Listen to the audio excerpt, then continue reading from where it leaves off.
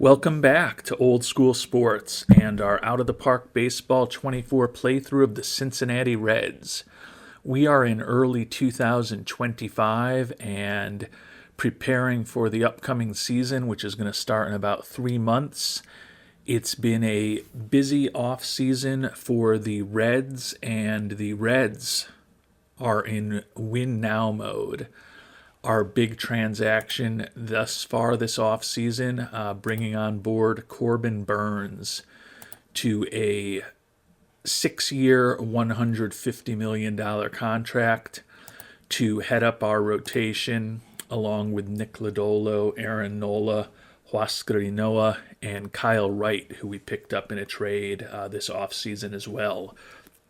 So feel like the pitching staff is really good, but we are still trying to make it better. In our last episode, we had shopped Aaron Nola at the beginning of the offseason, and even retaining 80% of his contract, we couldn't get a single offer.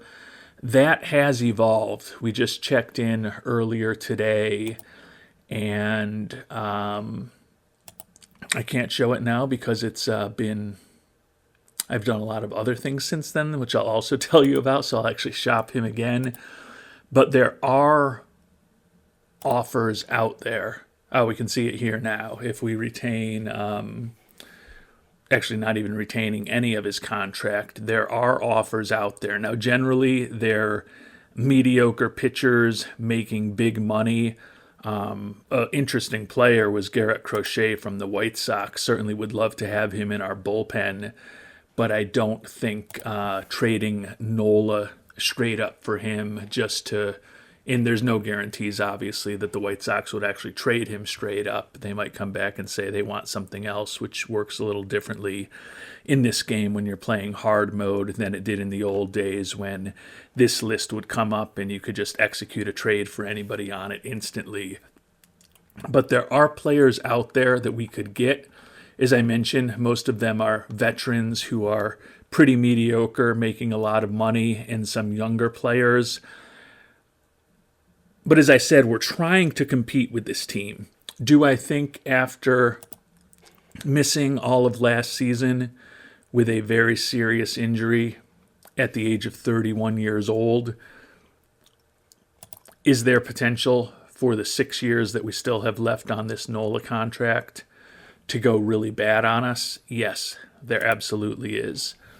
But if he's healthy with the profile that we think he has, he can still be a very effective pitcher for us in this upcoming 2025 season, which we're playing to win in. So I'm not just going to dump him to get rid of the salary yet. It is good to know that there could be potential options to get out from that contract down the line. But I have made a trade offer, and I have no idea how the opposite team is going to react to it. But we've offered Nola and then Conchola, who is one of the top players that we picked up as an international amateur free agent, and we'd be retaining 10% of Nola's salary to make this deal work. And we offered him to Seattle for a reunion with Luis Castillo. Player making somewhat similar money to Nola. The reason I like Castillo as an option is that he does have better movement on his pitches than Nola does at this point. And as we've talked about in previous episodes, I do think there is a fear that, or a concern, I do have a concern that with below average movement, according to our scout at this point, fly ball tendencies, and velocity in the low to mid 90s, that Nola could give up a lot of home runs pitching in Cincinnati. And Castillo has better movement on his pitches, even though he's only got a 4-pitch arsenal instead of a 5-pitch arsenal, and his control is not as good as Nola's. But I think he might work better for us. They're also both listed as normal in terms of their injury proneness. But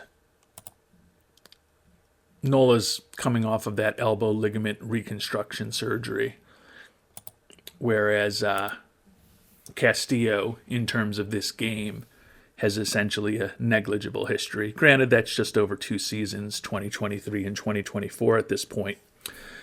But we will see what happens with that trade offer. May not come to anything, but it is good to know that there will be potential options in the coming years, unless Nola just suffers another massive injury, which is certainly not impossible, that we could get him off the books if we just need to. Just in terms of the way the game dynamics work, the first day of the off season, or the first day of free agency, more accurately, might not be the time to do that. So we'll find out what happens there. We've also got the international free agent signing period beginning in about a week, a little over a week. Hopefully we can bring on some guys who will help the Reds in the future there as well. And despite the hopefulness on the Nola Castillo trade, no dice according to the Mariners. I don't know how much else we could add to make it work because they say that we're not just a player away at this point.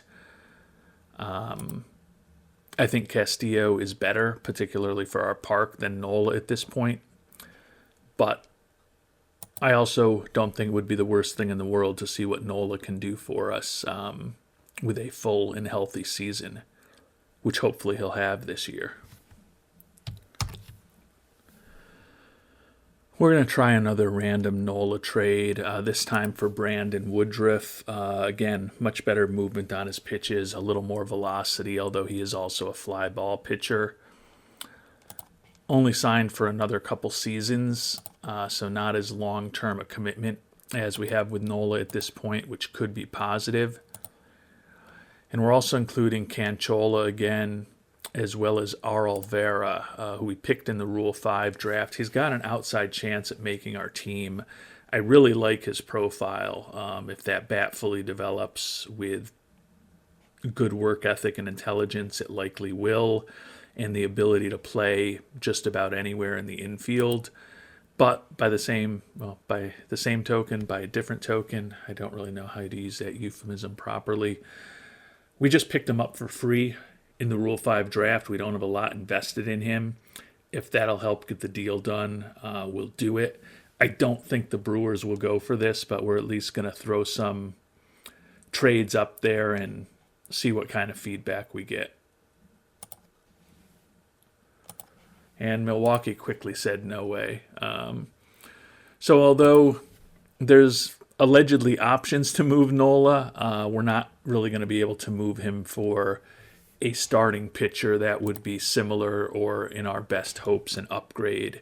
And given that we are playing to win this coming year, I think it probably makes the most sense to hang on to him for the time being. Maybe he'll have a big year, maybe he'll be healthy and reestablish himself, and maybe there will be more value next year. But I don't want to go trying to trade him away for a reliever like Crochet as much as I like him. Nola is still a guy who hopefully will give us 180 innings, over 30 starts, and well above average ERA and WHIP and FIP, WAR, quality start percentage, whatever stat you want to throw out there. Hopefully he'll be above average in all of them. And we're playing to win this year, so we're not just going to dump him. But it's good to know that we do potentially have that option down the line. And we did get Adam Duvall signed to that minor league deal. He will be making $1.75 million if he ends up making the major league roster. Think that is a backup outfielder, right-handed hitter, good home run power, the range, even though we don't love his error rating, to at least be able to play any position in the outfield as well as potentially first base. Think he definitely would be in the running for a fourth or fifth outfielder spot. So glad to have him around as someone who may be a bit of an upgrade, who can provide a little bit of offense as a player coming off of our bench this year. And we've also re-engaged with Kei Kodama. We've offered him a minor league deal that would become a $1.25 million a year deal if he makes it onto the major league team. So just another guy to have in camp, give us some options if we can get him signed. We've been negotiating with him since the start of free agency. Things had broken down a bit, but he hasn't signed anywhere else, so we figured we'd throw him a little more money to potentially bring him on board. I think it's unlikely that both Kodama and Duvall would make the team.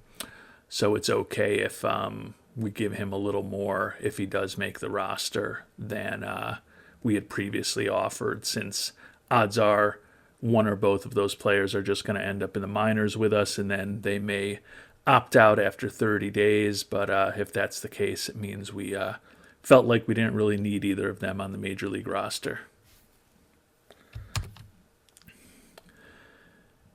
And for those of you who are wondering, couldn't you just dump Aaron Nola and try to sign a free agent pitcher?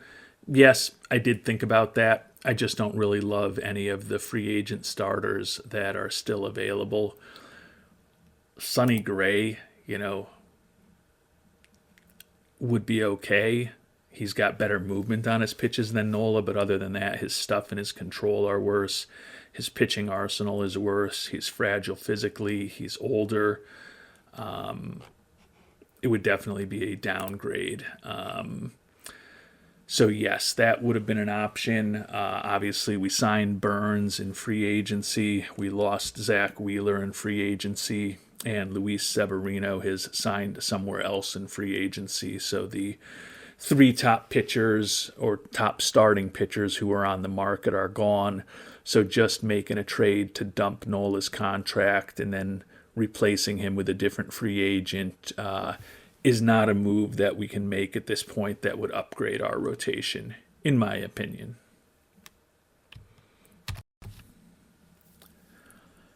And while we wait to find out whether Kodama will be in our minor league system as a potential player to consider for our 26-man roster coming out of spring training, it's time for us to start trying to sign some international amateur free agents. And as I've said in previous episodes, I really like this new feature of the game. It's a lot better than it was before, when it was offer $5 million to the top guy and hope. There's a lot more strategic thinking involved in this. It's a lot more engaging with the scouting of the players ahead of time and running the different camps and inviting the 10 players you want each month to a training session. And I also like the strategy. Do you go just for one big-time superstar player, or do you try to sign 3, 4, 5 guys to build out your international complex? So I really do enjoy this feature of the game. Take a look at some of the top prospects. David Adame, a guy that we have a very strong relationship with and high scouting accuracy on, certainly looks like he could be a useful major league pitcher. Has the stamina to start, plus stuff and plus control if he completely develops. Average movement, with all the discussion of movement we've had about Nola recently and with Lodolo in previous episodes. Certainly would love that number to be higher, but it is what it is at this point. But potentially has a 4-pitch arsenal if the changeup develops. Still probably has a 3-pitch arsenal if it doesn't.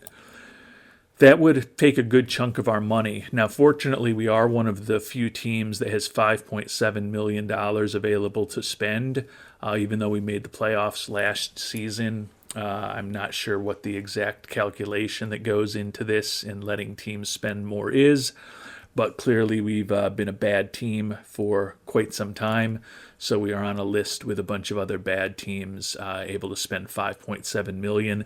So that potentially gives us a little more flexibility if we decided to go big and meet Adame's $3.2 million request. David Bramasco, another pitching prospect. If that changeup doesn't develop, he's a reliever.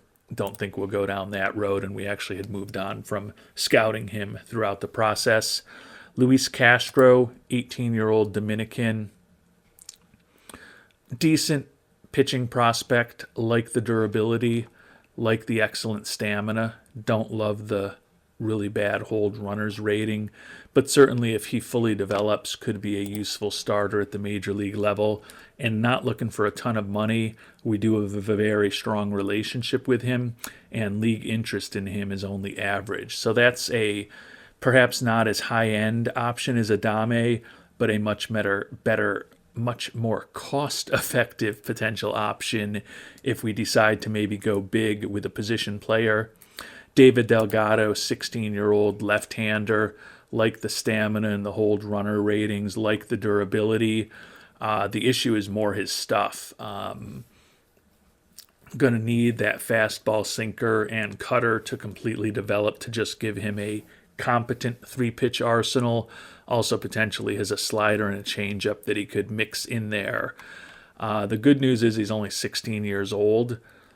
His movement and his control both look like they could be well above average at that 65 level if he completely developed. So he's also an interesting prospect. Issue is we don't have a great relationship with him, and there's a lot of interest in him. And then the last guy we're going to talk about, Alarico Rozo, another 16-year-old, potential six-pitch arsenal, which I really like, including a splitter, a sinker, got some more esoteric pitches in there. Kind of looks average stuff, plus movement, potentially plus control. Decent prospect also. And Rozo's looking for $900,000. Going to take a look through all of the batters right now first, but my inclination is we're probably going to go bargain shopping among the pitchers, maybe with a Castro or a Rozo, to maybe supplement a real big-time player that we try to go after as far as the everyday players who are available. In turning to the position players, we've got some strong relationships that we've built here with some of the top players. Also pretty good scouting accuracy on many of them, but league interest, not surprisingly, is pretty high in some of these top prospects. Catcher Nicolo Amoruso certainly looks like a real interesting prospect. Contact off the charts, home run power almost, good eye, avoids strikeouts. Not a lot of gap power, but with that lack of speed, it doesn't really matter. High leadership, high intelligence. His catcher ability is only average. The catcher arm is very good, though. Clearly, I'd prefer to have a better defensive catcher. That said, if you've got an average defensive catcher with the type of bat that Amoroso could potentially have, you've probably got yourself a pretty valuable player, and he's supposedly only looking for $2.2 million right now. The issue, in those of you who have played with this new international amateur free agency, know this, but a lot of times people will start out with pretty reasonable or seemingly reasonable demands, and then they'll end up capping out at $4.75 million or even higher from some team when they eventually get signed. But certainly he's an interesting prospect. Luis Carabajo out of the Dominican, love the durability, really like the bat, plus contact, incredible eye, and still above average gap power, well above average home run power, and even slightly above average avoiding Ks if he completely develops.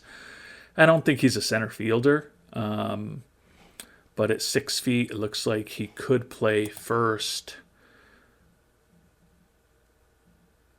That infield error rating is so bad that you really wouldn't want to play him anywhere besides first. Could play him at second base if you had to, but really a left fielder in a perfect world. Could also play right or center, but you'd prefer to have certainly a better range and likely a better error rating, particularly among your center fielder, and probably a better arm for either of those positions. But the bat is certainly interesting. And we've got a very strong relationship with him. And right now, it doesn't seem like he's looking for an insane amount of money. Juan Saucedo, a left fielder. Don't love the low leadership, but another guy whose bat looks very interesting. Happy birthday, Juan. You're going to have people offering you a lot of money today on your 17th birthday. Contact and home run power, both potentially off the charts. We've got high scouting accuracy on him. Not the best defensive player, but still a very interesting bat. He's looking for $2 million initially. David Benavides, first baseman, like the durability, like the high loyalty and work ethic. Looks like he could have a above average major league bat. Doesn't really have a great profile defensively. He looks like he's a first baseman or a DH. But another guy we have a very strong relationship with, and one of the two players that we have among batters very high scouting accuracy on. The other one is another catcher, David Espinoza out of Mexico. Another guy who looks like he's got a potentially interesting bat. Pretty average-ish defensively, a little better than average maybe with his defensive ability, but an interesting prospect as well. Nelson Mosqueda, shortstop. Really more of a third baseman's profile in my mind. 6'3", could certainly also play first. And honestly, could be a decent right fielder with those ratings. Could certainly play left field with those ratings. So definitely some position versatility for Mosqueda. Gonna walk a ton if he completely develops. Got a ton of gap power and a decent amount of speed. His contact and his home run power and his avoid strikeouts are all likely to be average-ish, even if he completely develops. But still an interesting prospect. Looking for a lot of money at $3.6 million, though. Last guy we'll take a look at, since we at least have an average relationship with him, is Juan Cardenas out of Panama. Another first baseman, not the most exciting prospect among the list of players that are out there. And we are going to try to shoot high with the fact that the demands for some of these guys are pretty reasonable right now. I think we're going to end up getting in bidding wars on at least one, if not multiple of these players, where they end up making close to the maximum. But we've got to shoot our shots right now. So we're going to go after the catcher, Nicola Amoroso. He's allegedly looking for $2.2 million. We are going to offer him actually $2.25 million, a little more than he's looking for. Hope that maybe that encourages him to just sign with us immediately. Not expecting that to be the case, but we'll see what happens with him. And then we're also going to go after the center fielder, Luis Carabajo. Really like that batting profile, really like the durability. Not a center fielder, but if he develops, 80+% of what we think that bat could be, he can certainly play corner outfield and be a productive bat for just about any team in the league. So he's looking for $1.2 million. We're going to offer him $50,000 above also, and cross our fingers that maybe he'll go for it. We do have the extra money to spend this year, so we've got flexibility to be a little creative in our approach. You can see right now we've got offers of $3.5 million out there, $2.2 million left to spend. Now we will go back to the two pitchers. Luis Castro, league interest is only average. I'd love to get him locked up at a very reasonable amount. Says he's looking for $470. Really would love to come play for us. I'm going to actually offer him $550,000, so $80,000 more than he's looking for, more than 15% higher than what he's looking for. He says he'd love to come play for us. My hope is we just get him locked up right away before he gets offers from other teams. And then last but not least, Alarico Rozo, we're going to throw an offer out to him as well. Looking for $900. We'll do the same thing we've done with the others, offer him a little more. Think that maybe offering people more than they're looking for maybe gives us an opportunity to sign someone quickly. So we've got offers out to 4 international amateurs at this point. We're at 88% of the cap, have $700,000 left to spend. given that we do have that higher limit than most teams this year. So let's find out what happens with the guys that we've made offers to. Castro, Rozo, although I don't know why he's not showing up in green, because I believe we did make an offer to him.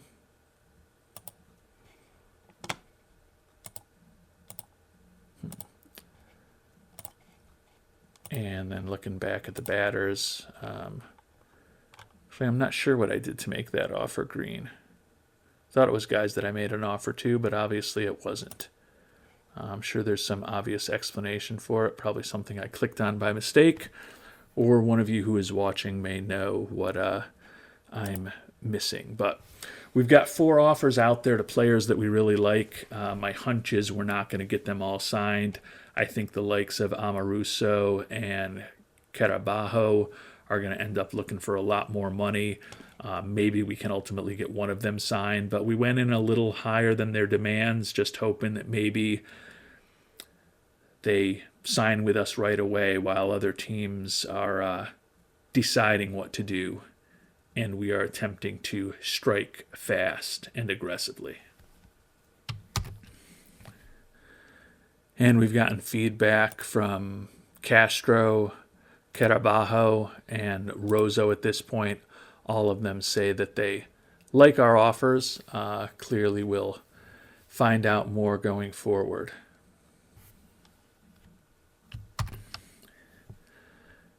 And not surprisingly, the young catcher, Amaruso, has come back and said he wants more money. Let's see how much more he's looking for. He's looking for $3 million.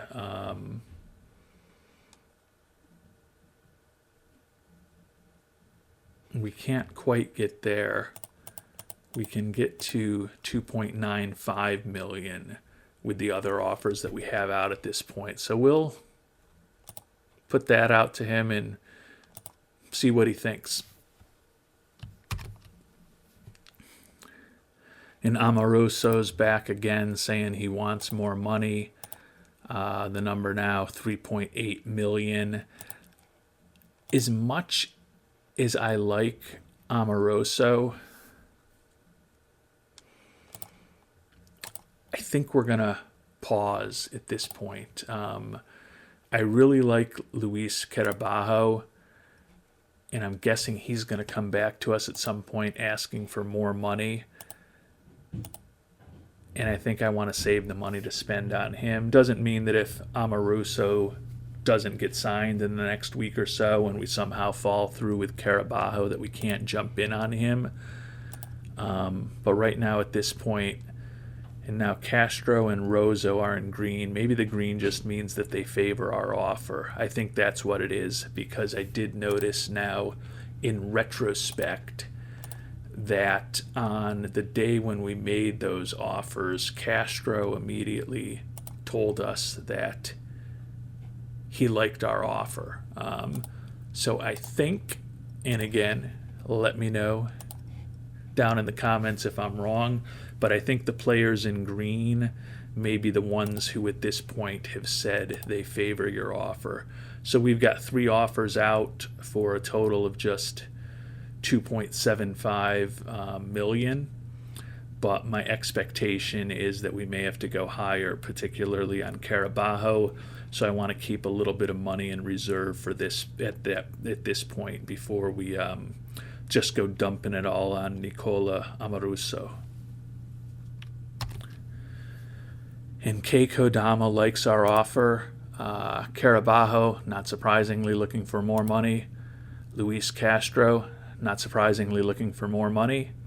But we did get Alarico Rozo signed. So that is good.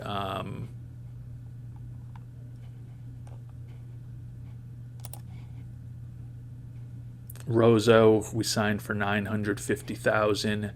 Think he can potentially be a useful pitcher in our farm system. So 1 player signed, and now we're going to have to revisit things with Carabajo and Castro to see if we can keep the discussions with those 2 moving forward. Carabajo, I think now that we have a starting pitcher signed, is my top target. He's only looking for $2 million at this point. I'm going to try to come in really strong and just get him to sign $2.25 million. Wait to hear back from Luis on that. We've got the extra money to spend this year. We might as well try to do so. And then Luis Castro was not looking for a ton of money originally. Yeah, he's only looking for $550 now. We'll see if $600,000 will get the deal signed with him. Would love to bring on both of these decent pitching prospects for about $1.5 million total. Think that would be a big win for the Reds organization if we could do that. And not surprisingly, Luis Carabajo's price continues to go up. Kind of figured this was going to happen with both Amoruso and Carabajo. We do have the very strong relationship with Carabajo, and I'm hoping that will ultimately help us get the deal across the finish line. Says he's looking for $3.6 million, which is a number that we can still reach. So I'm actually going to make it $3.75 million. But we are getting to the point where we're going to have to have some deeper thoughts on where we really want to go with this money if he comes up again and is looking for even more. And the good young catcher Nicola Amoruso is off the board. He signed with Detroit, and he ended up getting $5.148 million. So they used well over the maximum to get the young catcher signed. If we need to end up going that high for Carabajo, we may be in a little trouble given that we've already signed a player to a $950,000 offer. Fortunately, that's not the case. We've got Carabajo signed, so that is big for us. We ended up having to go higher than we thought, but $3.75 million for a prospect that we think is a 5-star potential player, durable, potentially a bat that is above average or well above average to excellent in every category. Think he could be a real interesting prospect for us. So feel good that we've got 2 players signed now, the outfielder and the starting pitcher. Luis Castro now looking for more money, but at least I feel like we are in a bit of a position, I don't want to say of strength, but we are at least in a position now with the international amateur free agents where we spent $4.7 million on 2 really interesting players. We've got $1 million left to spend. We'll certainly see if we can get the second starting pitcher, Castro, locked up in that context. Oof. He likes us, but he doesn't like us enough. So $1 million doesn't seem like it's going to get it done with Luis Castro at this time. So it may be time to pivot to some more bargain basement type of international amateurs with that last $1 million that we've got left.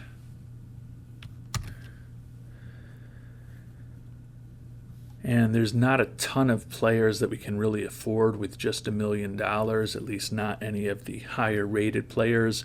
One that may be worth the flyer is Juan Isla, 16-year-old out of the Dominican. Looks like he can be a little above average defensively as a catcher, although his arm is pretty weak.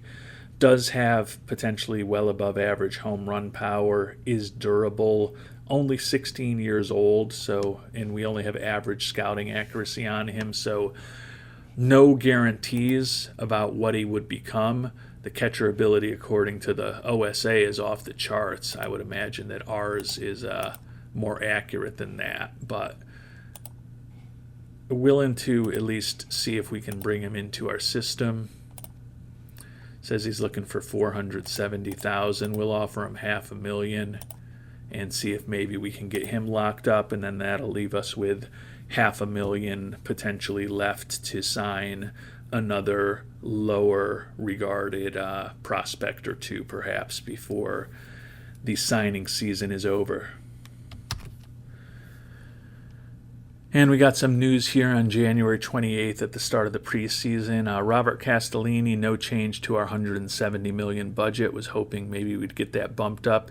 He actually cut back our international amateur free agent budget a bit.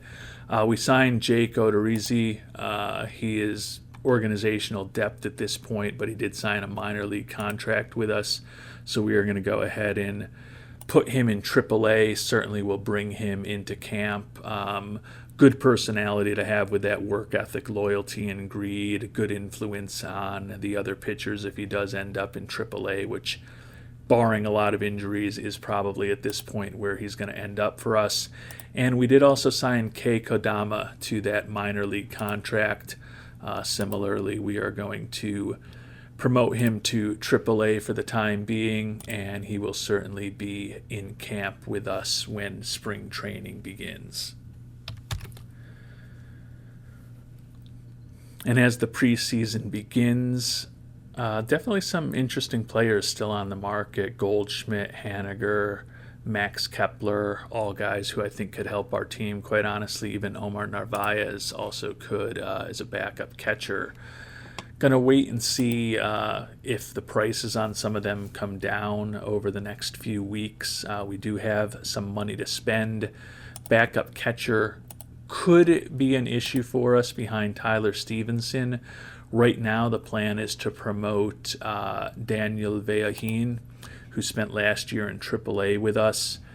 Looks slightly above average defensively, and looks like he could have a competent major league bat. He did hit .314 with 19 homers in AAA last year, so not feeling like he really has anything left to prove at that level. He does still have 2 option years, so if we did sign a more established backup catcher, we could keep him down in AAA, but he's really got nothing left to prove. So unless the price just becomes insanely cheap on Narvaez, I think we'll probably go with Vejahin. Narvaez, definitely better defensively, which is important, but I think you could certainly argue that Vejahin's bat is better, and he's also younger and more cost-effective at this point. And we did end up signing the catcher Juan Isla for that $500,000 offer we made to him, so a third player signed in international amateur free agency. Certainly don't think he is as big a prospect as the other 2 guys we signed. Of course, Carabajo is the best prospect, but gives us a little more depth. Scout is suggesting we try to go after Daniel Espino. Certainly would be a great addition to the team. I am not expecting that Cleveland is going to have him on the market for any price that we would be willing to pay.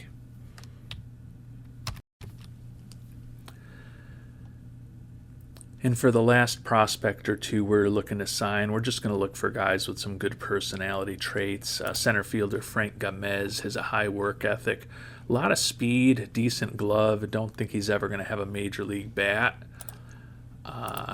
Says he's looking for $410,000. Now at this point, we're going to get a little more stingy with the Bucks with just $500,000 left.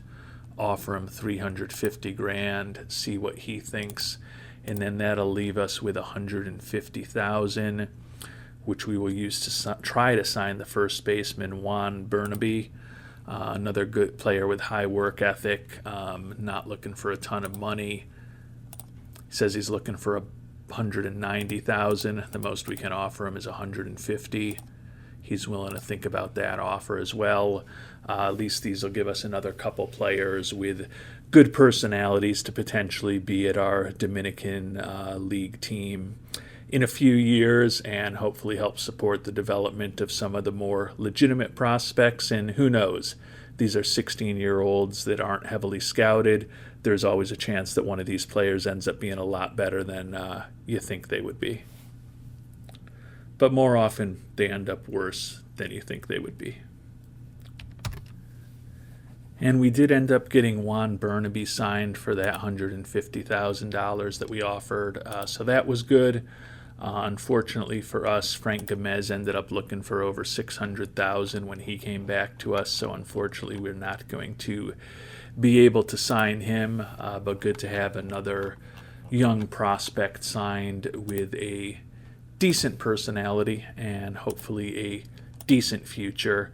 At this point, we've got $350,000 left to potentially spend. Not a ton of big-time prospects out there anymore. Luis Huizar, shortstop. Nothing special personality-wise, but only 16 years old. Not looking for a ton of money. Signability supposedly very easy. So we are going to go ahead and... It says he's already got an offer for more than the $350,000 we can spend. So apparently he's not as easy to sign as we had hoped. We'll try to throw an offer out at the pitcher. Sergio Salgado said he's looking for $310,000. Signability supposedly very easy.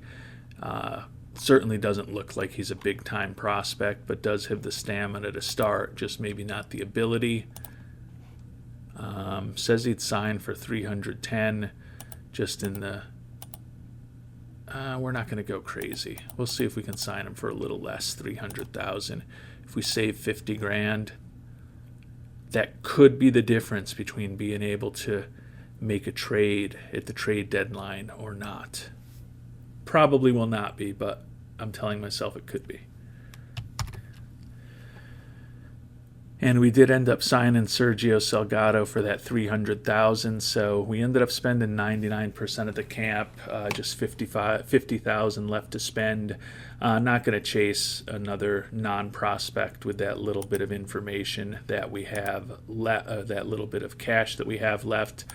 But overall, I think it was a reasonably successful international amateur free agency period for our team. Taking a look at the international complex, Carabajo, the highest potential guy that we picked up, Juan Isla and Alarico Rozo, also among the better players that we have in the system.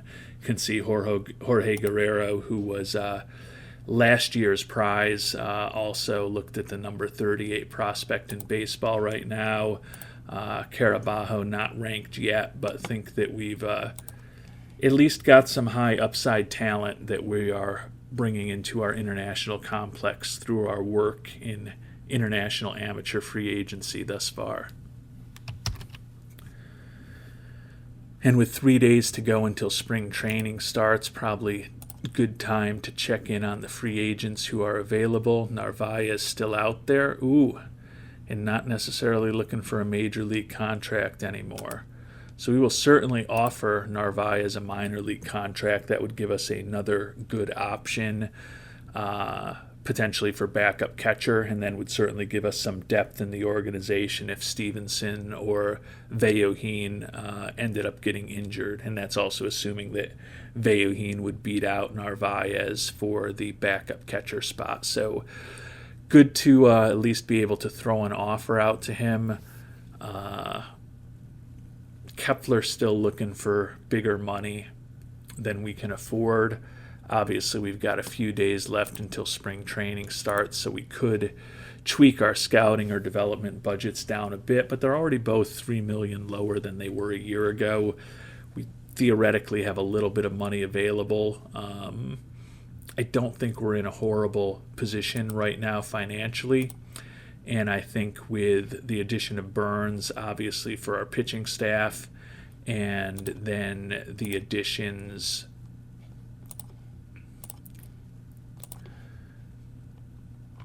with the likes of Duvall and Kodama, as well as the guys that we picked up in the Rule 5 draft, we've got a lot of options for what this 26-man roster will look like coming out of spring training. So I don't think we need to go crazy and do anything real rash right now. And as spring training begins, we're going to have 19 pitchers in camp. We're going to go with a 6-man rotation. We put everyone on an 80 pitch count just so there's nothing funky that happens in terms of overworking pitchers in spring training. Obviously going to be cutting this team down materially. Also have a ton of position players in camp, 25 at this point. We'll see what David Bell wants the lineup to look like, but obviously going to have some tweaking of things to do. It looks like he wants to start the youngster Jay Allen II in center field, who hasn't played above Double-A. Certainly love him defensively, but I think I do want to make sure that potential starter TJ Friedel and or the Duval and Kodama, who we signed to those minor league contracts with major league options, and or JoJo Blackman, who we picked up in the Rule 5 draft, want to be able to see all of those players as well. So we will certainly be tweaking David Bell's preferred lineup over the next few weeks to ensure that we get a little bit of playing time to as many of these players as possible that we'd like to find out more about.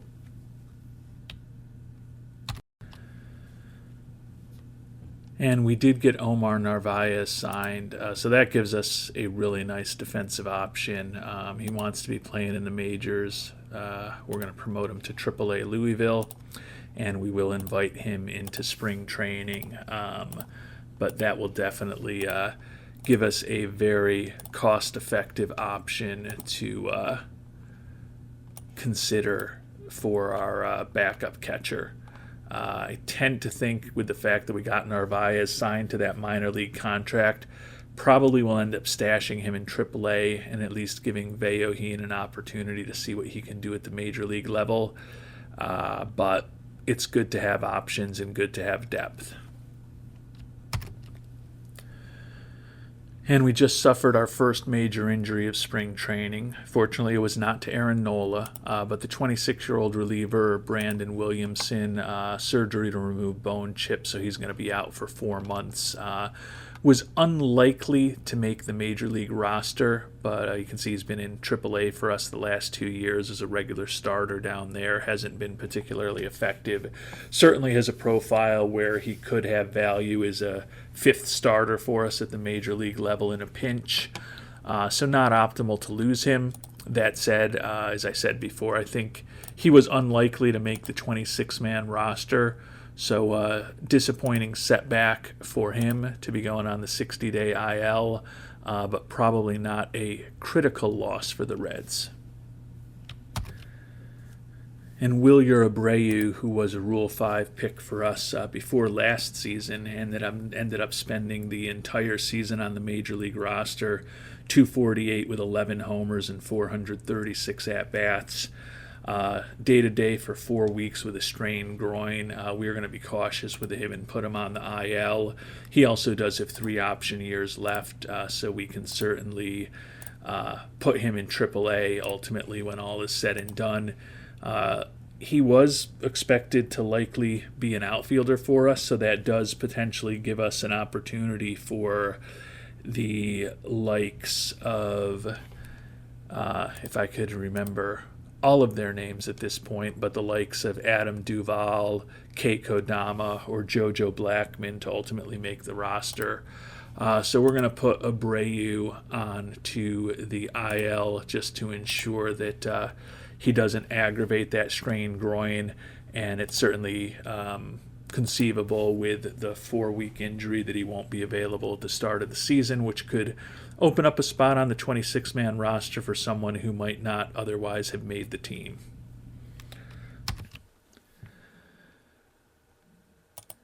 And we have made it to the end of spring training, and fortunately, the team is relatively healthy. Obviously, we've still got a ton of players in camp, so we're going to have to make some big cuts.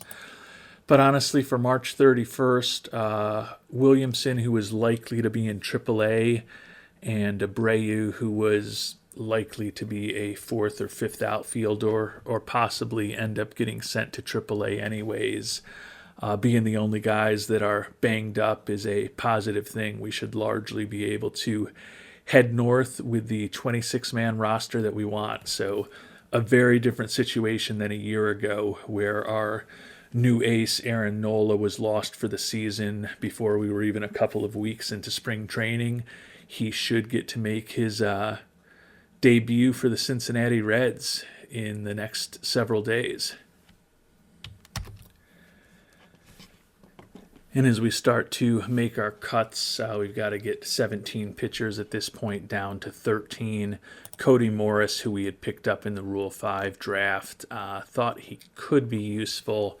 Still below average control, slightly below average movement. He also wasn't particularly effective in limited sample size, admittedly, of 8 1/3 innings pitched in spring training.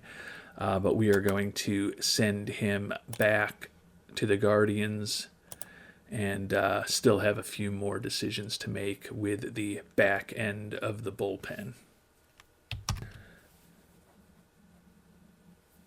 And we're getting to the point where the cuts are getting difficult with 2 players left to go. I think this is a testament to how much our pitching staff has improved over the past year, but Ian Anderson, who was our closer for the first half of last season, ended up starting some games for us, also finished 8-8 with 20 saves, 4.64 ERA. Still his one option year left, and when I look at his pitching profile, look at the fact that he had almost a win below replacement level last year, we are going to send Anderson down to AAA Louisville. He's not going to be thrilled with that decision, but not a bad arm to have as an insurance policy down in AAA. And we're also starting to make some cuts to the position players. I really thought JoJo Blackman was an interesting guy to pick up in the Rule 5 draft. It's his 22nd birthday today, but he's never played above A-ball. As much as we like what he could become for a team that's trying to win this year, just don't see any chance of him making the 26-man roster. So we're going to go ahead and send him back to the Tigers. And we've still got 3 cuts to make among the position players. No guarantees that that either of them make the team, but we're at a point where we've got to decide between Adam Duvall, the 36-year-old veteran, as well as Kei Kodama, the 27-year-old import from Japan that we both signed to minor league contracts with major league options. I think that Kodama is more likely to be someone who could be with us for the long term, so we are going to ship Duvall at this point down to AAA Louisville. He'll have the opportunity to opt out after 30 days if we haven't promoted him. Again, no guarantees that Kodama is even going to make the team because we've still got 2 cuts to go to get down to 13 position players.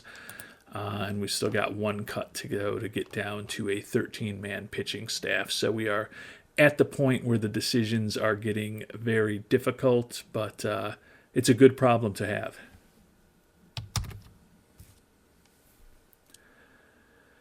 And the final cut for our pitching staff is probably going to surprise some people. But Tyler Wells, who was our 4th starter much of last year, went 11-8 with a 4.19 ERA. Still has 2 option years left. But you look at his stuff and his movement, and according to our scout, it's below average. He'll also get the opportunity to start every day in AAA as opposed to just being a long reliever with us. Like the potential depth that we're going to have in AAA, feel that we've improved our organizational depth significantly over these last few seasons. And that leaves us with 13 pitchers. Corbin Burns, the new free agent addition. Nick Lodolo, last year's NL Cy Young Award runner-up. Aaron Nola, who we signed to a free agent contract over a year ago, who will be making his debut finally. Huascar Noah, guy that we picked up in a trade with the Braves a couple years ago. And Kyle Wright, a guy who we picked up in a trade with the Braves this past offseason, will round out the starting rotation. Clay Holmes back at our closer. Schmidt and Warren, 2 guys who could start as setup men. The lefties Justin Brule, Brett Martin, and Rever San Martin are back. Alexis Diaz back as a right-hander out of the pen.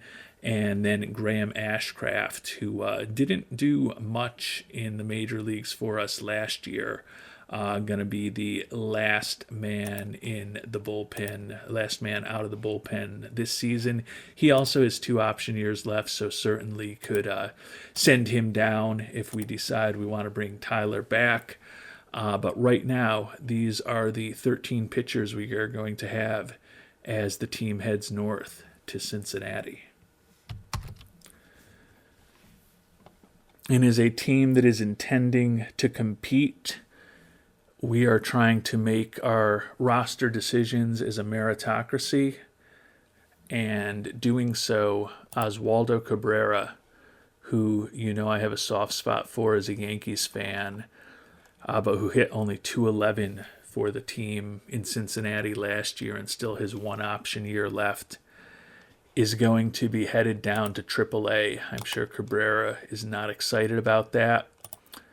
But with the youngsters, Noelvi Marte, Ellie De La Cruz, Matt McLain, even Christian Encarnacion Strand, all still competing for major league roster spots, and Spencer Steer and Nick Ahmed, certain of major league roster spots, and the Rule 5 acquisition, Errol Vera, still in the mix.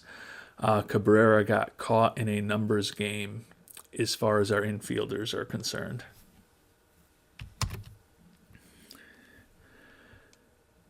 And our final cut is another tough one, but I think, again, that's a testament to the fact that we've got a better roster than we used to have.